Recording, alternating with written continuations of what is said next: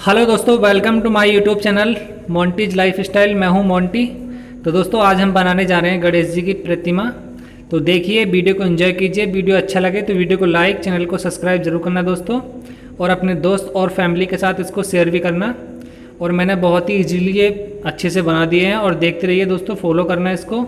और आप भी ट्राई कर सकते हैं, बहुत ही आसान तरीके से मैंने इनको बनाया है। तो थैंक्स फॉर वॉचिंग दोस्तों, बने रहें लास्ट तक और इन्जॉय करते रहें, वीडियो को देखते रहें दोस्तों। तो थैंक यू, मिलते हैं लास्ट में।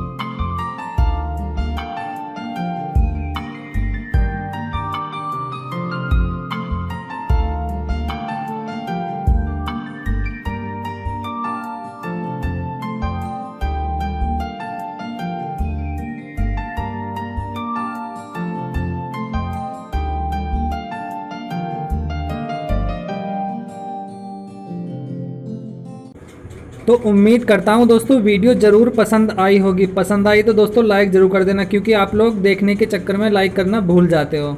तो थैंक्स फॉर वॉचिंग, मिलते हैं किसी नेक्स्ट वीडियो में, तब तक के लिए नमस्कार दोस्तों।